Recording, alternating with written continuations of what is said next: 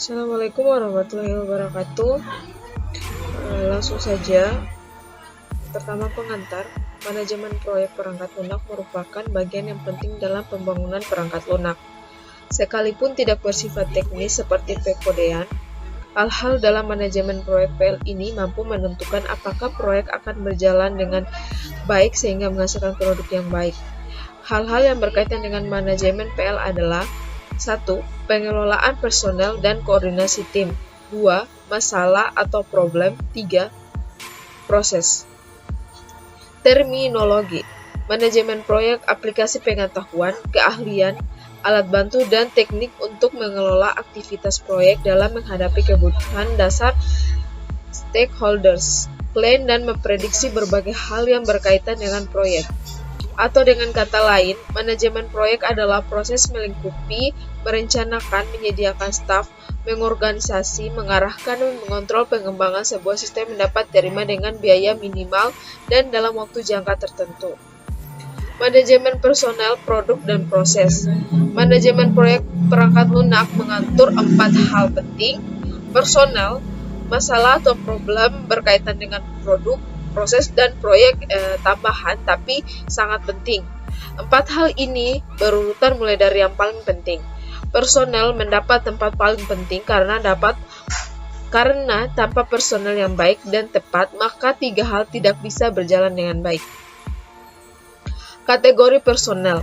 Proses pengembangan PL melibatkan banyak personel dan dikategorikan dalam 5 kategori. 1. Manajer senior. 2. Manajer proyek teknisi atau pemimpin tim. 3. Praktisi. 4. Klien. 5. Pengguna PL. Pemimpin tim. Pemimpin tim PL di sini adalah manajer proyek. Seorang pemimpin tim diharuskan mempunyai keterampilan memimpin yang cukup. Seseorang tidak menjadi pemimpin tim secara kebetulan tapi sungguh-sungguh karena punya kemampuan secara personal atau pemimpin tim. Kemampuan yang harus dimiliki pemimpin tim: yang pertama, mampu memotivasi. 2. Mampu berorganisasi. 3. Mampu mendorong keluarnya ide-ide baru. 4. Mencari penyelesaian masalah. 5. Mampu menjadi manajer. 6. Mampu menghargai kerja. 7. Mampu mengenali tim. Masalah yang berkaitan dengan produk. Masalah sesuatu yang menghambat tercapainya tujuan. Oleh karena itu, kita harus mengamati masalah pada awal dimulainya sebuah proyek. Ruang lingkup masalah yang pertama, konteks. Bagaimana PL yang dibangun dapat memenuhi sebuah sistem, produk, atau konteks bisnis yang besar, serta batasan apa yang ditentukan sebagai hasil dari konteks tersebut. 2. Tujuan informasi. Objek data pelanggan, apa yang dihasilkan sebagai output dari perangkat lunak. 3. Fungsi dan unjuk kerja. Fungsi apa yang dilakukan oleh PL untuk mentransformasi input data menjadi output?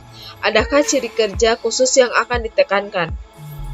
Project adalah urutan sementara aktivitas-aktivitas unik, kompleks, dan terkoneksi yang memiliki satu tujuan atau sasaran dan harus dilengkapi dengan waktu yang spesifik, sesuai dengan anggaran dan sesuai dengan spesifikasi. Manajemen proses adalah aktivitas mendokumentasi, mengelola, dan secara terus-menerus memperbaiki proses pengembangan sistem. Yang menentukan keberhasilan atau kegagalan proyek meliputi 2 hal. Pertama, keterbatasan lingkup proyek. Sesuatu yang secara potensial membatasi proses-proses dalam proyek yang meliputi 3 hal. Time, di mana waktu yang dibutuhkan dalam menyelesaikan proyek. Ada beberapa event yang memaksa dalam timeline proyek, yaitu opportunity, kesempatan, limit, keterbatasan, dan kompetensi. Cost, semua biaya yang dibutuhkan dalam proyek. Semua sumber daya yang dibutuhkan untuk menyelesaikan proyek tergantung pada biaya. Pentingnya manajer proyek di sini adalah melakukan estimasi.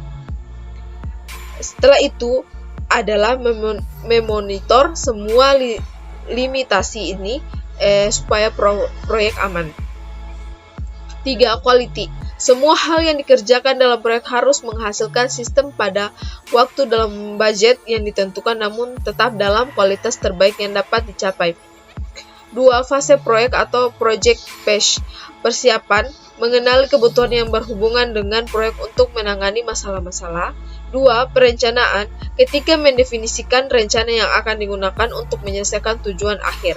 3. Pelaksanaan, mengkoordinasi staf dan sumber daya penting lainnya seperti yang sudah ditetapkan dalam perencanaan. Pengawasan, monitoring secara konstan terhadap overall progres dalam proyek dan menjaga integritas tujuannya. Sosialisasi, formalisasi penerimaan kesuksesan suatu proyek dari stakeholders atau klien. Dokumentasi, dokumen konsep proyek, ikhtisar dari apa yang diucapkan klien pada meeting pendahuluan. Dokumen kebutuhan proyek, hasil dari analisa kebutuhan. Dokumen persetujuan atau validasi, dokumen yang berisi pengesahan manajemen dari klien bahwa proyek diizinkan untuk mengalokasikan sumber daya. Dokumen lingkup proyek adalah kandungan proyek yang berhubungan dengan proyek seperti project members, project sponsor, dan sebagainya. Dokumen perencanaan proyek, detail yang menunjukkan strategi untuk dapat menyelesaikan proyek.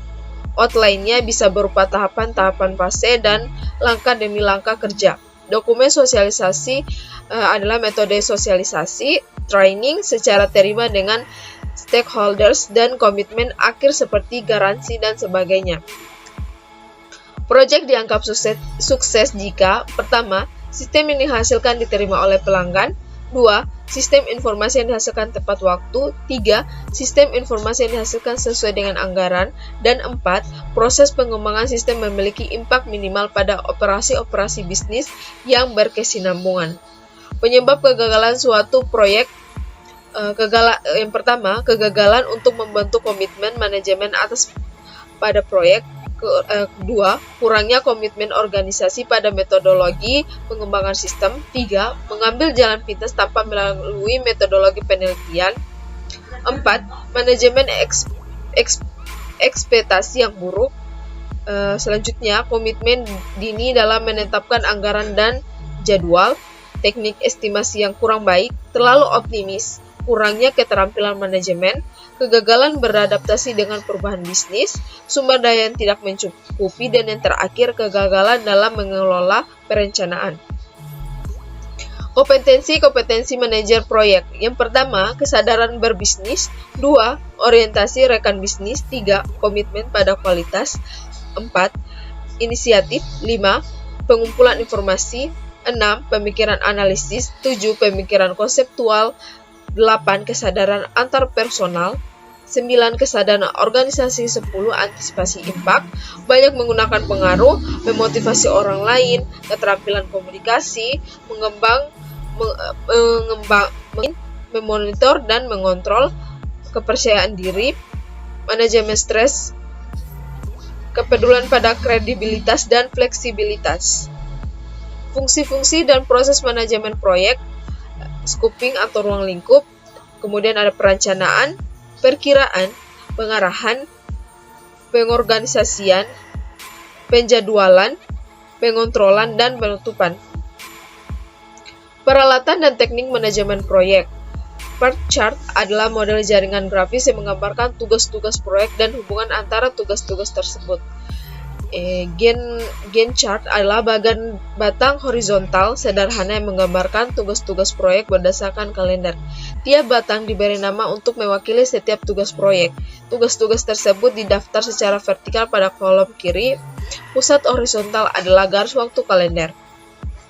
Itu saja yang dapat saya sampaikan. Lebih dan kurangnya mohon dimaafkan. Assalamualaikum warahmatullahi wabarakatuh.